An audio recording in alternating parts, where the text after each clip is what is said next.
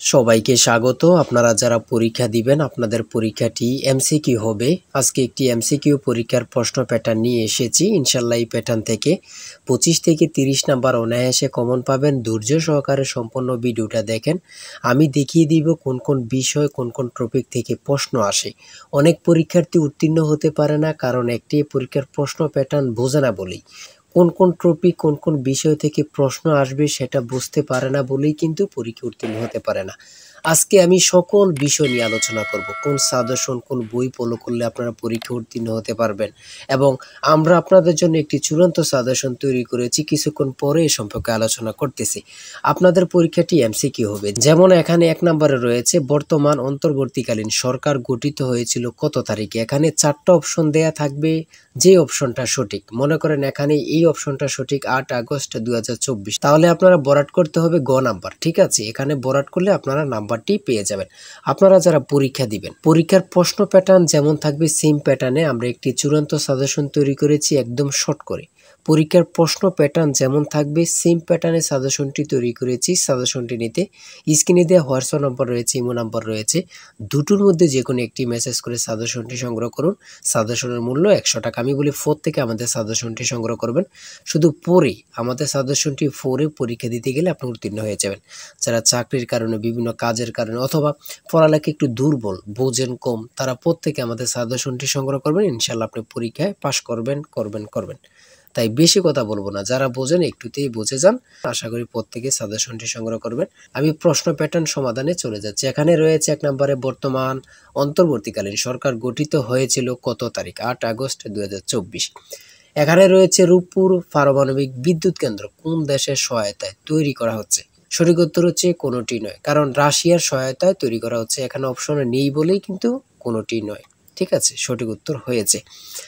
তারপরে 3 নম্বরে যেটি রয়েছে খুবই গুরুত্বপূর্ণ একটি প্রশ্ন, বাংলাদেশের সংবিধান কবে কার্যকর হয়। কত পরীক্ষায় যে আসছে আল্লাহ ছাড়া কেউ জানে না। কত পরীক্ষায় যে আসছে আল্লাহ ছাড়া কেউ জানে না, সেটা হচ্ছে 16 ডিসেম্বর 1972 সালে। 4 নম্বরে রয়েছে বাংলাদেশের মহান স্বাধীনতার যুদ্ধে বীরত্বের জন্য কতজন বীর মুক্তিযোদ্ধাকে বীর বিক্রম উপাধি প্রদান করা হয়। খুবই গুরুত্বপূর্ণ। এখানে বীর বিক্রম দিয়েছে, বীর উত্তম থাকতে পারে, ঠিক আছে, এমন কিন্তু থাকতে পারে। খুবই গুরুত্বপূর্ণ একটি প্রশ্ন। তারপরে যে প্রশ্নটি বারবার আসছে সেটা হচ্ছে ইজমির শহরটি কোন দেশে অবস্থিত। খুবই গুরুত্বপূর্ণ প্রশ্ন উত্তর। বাংলা, ইংরেজি, গণিত, সাধারণ জ্ঞান থেকে প্রশ্ন থাকবে। ঠিক আছে, আমি বলে রাখি। তারপরে 8 নম্বরে একটি প্রশ্ন দিয়েছে, দেখেন বাংলাদেশের জাতীয় খেলা কোনটি। সঠিক উত্তর হচ্ছে হাডুডু। সঠিক উত্তর হাডুডু। খুবই গুরুত্বপূর্ণ একটি প্রশ্ন।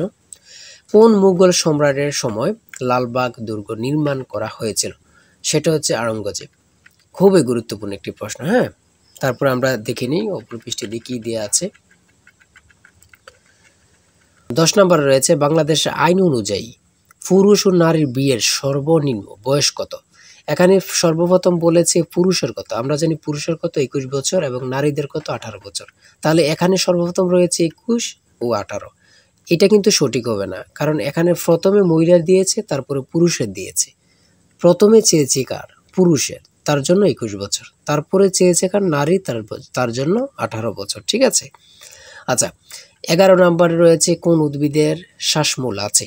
খুবই গুরুত্বপূর্ণ একটি প্রশ্ন। হ্যাঁ, তারপরে 12 নম্বরে রয়েছে কোন ভিটামিনের অভাবে চুল পড়ে যায়। তারপরে 14 নম্বরে রয়েছে ভারত শ্রীলঙ্কাকে পৃথক করেছে কোন প্রণালী। খুবই গুরুত্বপূর্ণ একটি প্রশ্ন।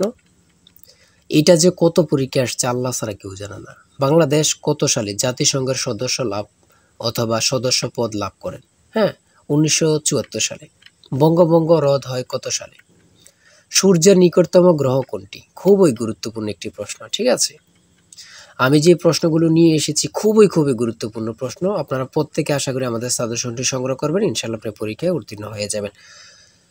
এদিক দিয়ে রয়েছে 20 নম্বরে কোন বানানটি শুদ্ধ। শুদ্ধ বানান থেকে একটি প্রশ্ন আসবেই আসবে। যেমন বিভীষিকা কত পরীক্ষা আসছে আল্লাহ ছাড়া কেউ জানে না। হ্যাঁ, শেষ প্রশ্ন, উপন্যাস কে লিখেছেন। খুবই গুরুত্বপূর্ণ, শরৎচন্দ্র চট্টোপাধ্যায়।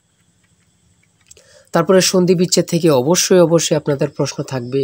100% শিওর সন্ধি বিচ্ছেদ থেকে থাকবে। বানান শুদ্ধকরণ থেকে অবশ্যই প্রশ্ন থাকবে। আদালত কোন ভাষার শব্দ, যেমন এটাও বলতে পারে কলম কোন ভাষার শব্দ।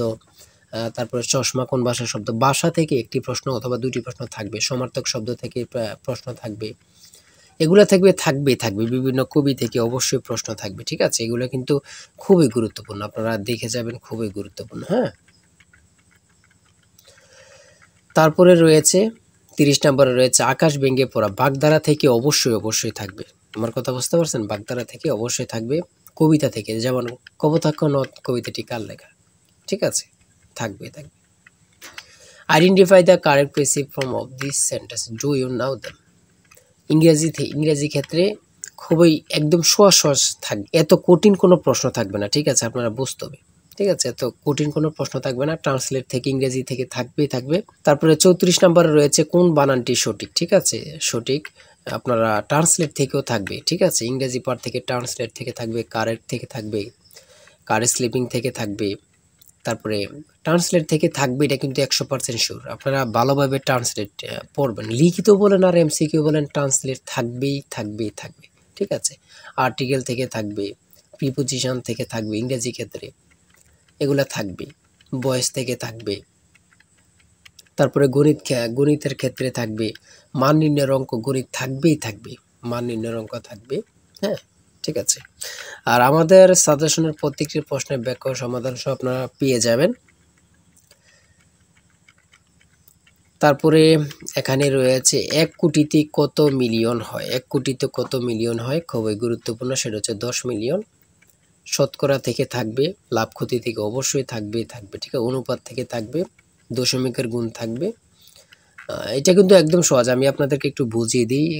এখানে 2 দুগুণে 4, 4 দুগুণে 8, দশমিকের পরের সংখ্যাগুলো গুণ করে দিবেন। 2 দুগুণে 4, 4 দুগুণে 8, তাহলে আমরা রেজাল্ট পেলাম কত, 8। ঠিক আছে, তাহলে দশমিকের পরে কয়টা শূন্য, মানে সংখ্যা, 1 2 3 4 5 6।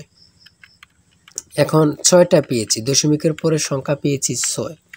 যদি আমরা এর পূর্বে গুণ করে 8 পাই, তাহলে 6টা সংখ্যা হইতে, হ্যাঁ, 8-এর সাথে কয়টা শূন্য দিতে হবে, 5টা শূন্য দিলেই কিন্তু আপনার হয়ে যাবে। ঠিক আছে, যেমন 1 2 3 4 5টা শূন্য আর 8, সঠিক উত্তর হচ্ছে ক। ঠিক আছে, বুঝলে কিন্তু একদম সহজ এগুলো। এত কঠিন প্রশ্ন থাকবে না, একদম ইজি, কিন্তু আপনারা আনইজি ফিল করবেন। ঠিক আছে, আরে এটা তো পারি কিন্তু মনে আসতেছে না, ভয় পাওয়া যাবে না। ঠিক আছে, নিজেকে শক্ত করতে হবে। পিতা পুত্র থেকে অবশ্যই অঙ্ক 1 নাম্বার থাকবে। ঠিক আছে, জ্যামিতি থেকে অঙ্ক থাকবে। ঘাবড়াতে পারবেন না, অনেকেই ঘাবড়িয়ে যায়। ঠিক আছে, পরীক্ষার হলে ঘাবড়িয়ে যায়, ভয় নিয়ে পেলে তারা কিন্তু পারবেন না।